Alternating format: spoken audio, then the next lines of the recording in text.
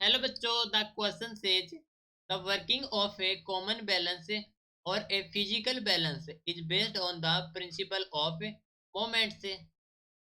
A meter scale of uniform density is balanced at the center. If a mass of 2 kg is suspended at an edge of the scale, then what mass should be suspended on the other side at a 1 by 4th length of the scale to maintain the horizontal position of the scale. तो देखो question में कहा गया है कि जो working of common balance या फिर फिजिकल बैलेंस बेस होता है प्रिंसिपल ऑफ मोमेंट से. तो एक मीटर स्केल है यूनिफॉर्म डेंसिटी की जो कि बैलेंस होती है एट द सेंटर. यदि मास ऑफ 2 किलोग्राम सस्पेंड किया जाता है at an edge of the scale, तो what is the mass should be suspend in the other side at 1/4 length of the scale to maintain the horizontal position of the scale. ठीक है, तो यहाँ पर देखो हमारे पास है की कॉन्सेप्ट यूज हो रहा है. की concept that is common and physical balance. Common and physical balance. ठीक है, तो देखो हमारे पास एक रोड है, दैट इज द रोड. इस पे बैलेंस है m1 एंड m2. ये एक हमारे पास फिजिकल बैलेंस. तो मान लीजिए टोटल लेंथ है l.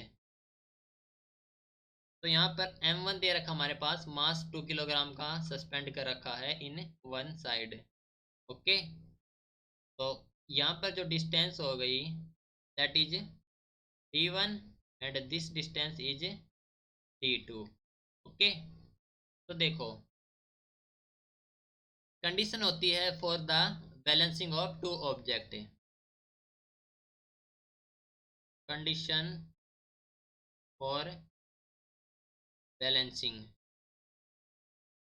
That is equal to w1 d1 is equal to w2 d2.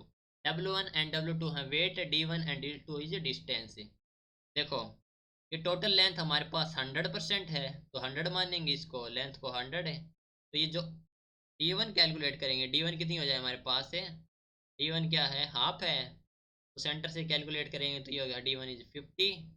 ये हो गया ना 50 सेंटीमीटर. ओके, नाउ क्वेश्चन में कहा गया है कि other side at 1/4 length of the scale. Okay, तो दूसरी साइड क्या है, 1/4 है. इसकी 1/4 करेंगे टोटल लेंथ की, तो ये हो जाएगा हमारे पास 1/4 इंटू 100. तो ये हो जाएगा हमारे पास 25 सेंटीमीटर.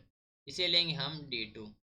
नाउ जो w1 d1 is equal to w2 d2, तो जो होता है w होता है हमारे पास है mg. तो ये हो गया हमारे पास है m1 g into d1 is equal to m2 g into d2.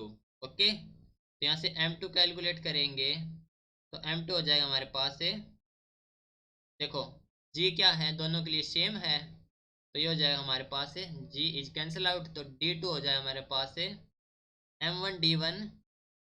जो m2 है हमारे पास that is m1 d1 upon d2. Value put करेंगे तो हमारे पास m1 is 2 multiply with d1 is 50 upon d2 is 25. तो ये हो गया हमारे पास m2 जो कि है 4 किलोग्राम. ओके, तो यही हमें फाइंड आउट करना है. Hope you understood it well. Best of luck. Thank you.